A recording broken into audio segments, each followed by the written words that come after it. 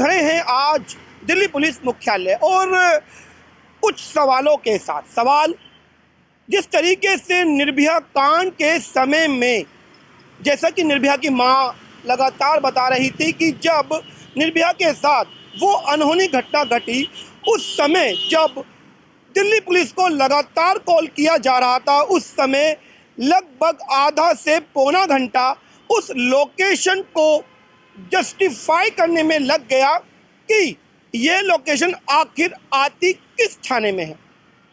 शायद ये आपके साथ भी कई बार हुआ होगा कि कोई घटनाक्रम आपके साथ घटता है और 100 नंबर पे आप कॉल करते हैं, पीसीआर आती है, लेकिन इस बात को संज्ञान में लाने में कि यह जो घटनाक्रम का जो क्षेत्र है, जो स्थान है, वो आखिर किस थाने के अंतर्गत आता है, कहीं ना कहीं समय बर्बाद करता है।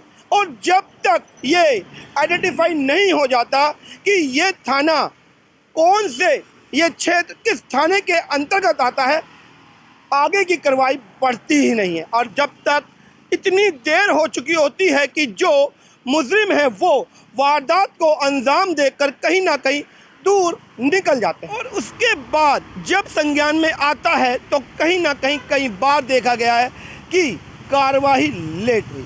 इन्हीं सवालों के साथ आज पुलिस मुख्यालय है और मैं अभी पुलिस मुख्यालय में एडिशनल पीआरओ से मिलके आया हूं। उन्होंने जो बात कही कि इसके लिए जवाब डीसीपी न्यू दिल्ली ई सिंघल जी देंगे। हम लाइन पर उनको कनेक्ट करते हैं और बात करते हैं कि आखिर किस तरीके से लगातार ये होता रहा है और इसके लिए क्या अब आगे क्या प्रावधान रहेगा कि कहीं ना कहीं सुधार की ज़रूरत है कि जब भी 100 नंबर की कॉल हो, जिस तरीके से पीसीआर पहुंचती है तो नज़दीक थाने में सबसे पहले कार्रवाई की जाए और बाद में संज्ञान लिया जाए कि किस थाने के अंतर्गत यह कार्रवाई हुई है। अजय जैन बात करूं सुदर्शन न्यूज से।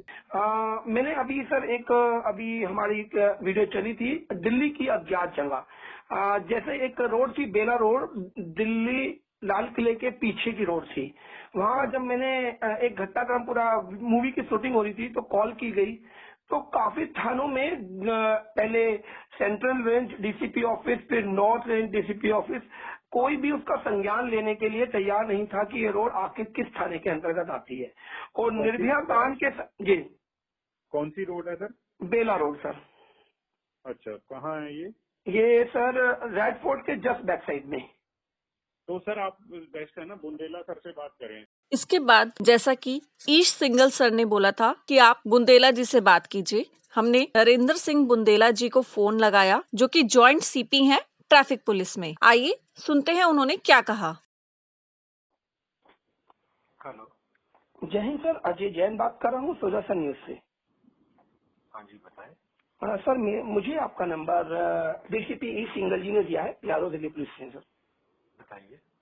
सर मैं एक स्टोरी कवर कर रहा था दिल्ली की अज्ञात जगह। अभी एक मेरी चली भी थी एक न्यूज कि जिस तरीके से निर्भया कांड के समय में उसकी मां ने ये आरोप लगाए थे कि जब दिल्ली पुलिस को 100 नंबर पे कॉल किया गया तो उस जगह को आइडेंटिफाई करने में आधा से पौना घंटा लग गया कि ये जगह आखिर किस थाने के अंतर्गत आती है।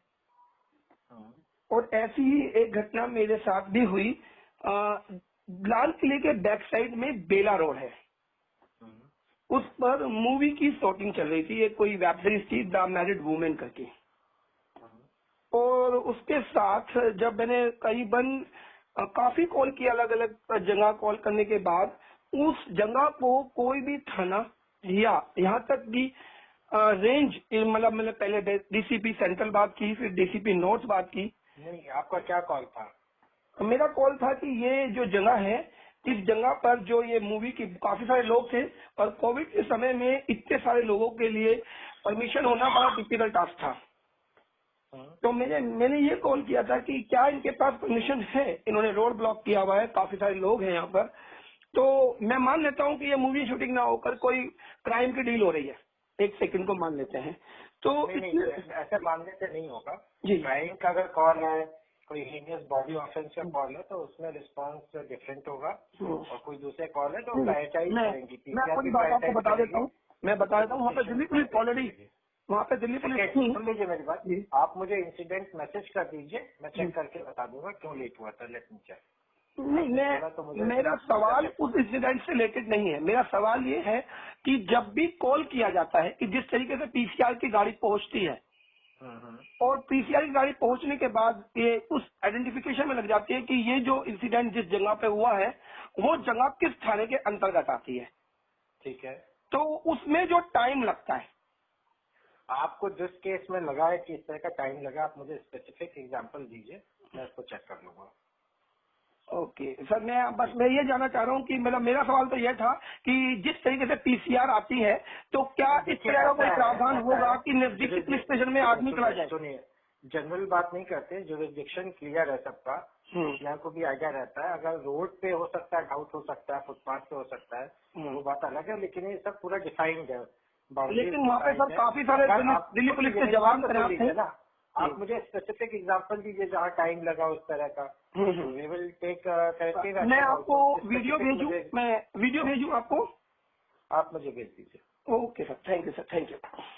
अभी भी इस बात का जवाब नहीं मिल पाया कि जिस तरीके से पीसीआर पहुंचती है उसी तरीके से नजदीकी थाने में कार्रवाई शुरुआत हो। लेकिन अभी भी सर का कहना यही है कि इंसिडेंट बताइए, पहले इंसिडेंट को सुना जाएगा, उसकी ग्रीवियंस को समझा जाएगा कि बड़ा क्राइम है तो जल्दी और छोटा क्राइम है तो इसका मतलब थोड़ी ही देर हो सकती है। लगातार हमसे इंसिडेंट और जगह बार बार किस समय कौन सा इंसिडेंट हुआ पूछा जा रहा है, और जब हम ये बताएंगे उसके बाद ही हमें ये क्लियर होगा कि अब दिल्ली पुलिस कैसे, कब और कितने टाइम में पहुंचेगी। पूरे दिल्ली पुलिस के इस प्रकरण पर बने रहेंगे और उसके ऊपर हम स्टोरी कवर करेंगे कि दिल्ली पुलिस में, दिल्ली जैसे शहर में महिलाएं यदि अकेली रात पर निकलती हैं तो किस तरीके से सुरक्षित हैं, और हम लगातार बने रहेंगे और आपको दिखाएंगे एक दिल्ली की महिलाएं रात में कॉल पर दिल्ली पुलिस को कॉल करती हैं तो कितना समय उनको लगता है वहां पहुंचने में और आगे के प्रकरण में।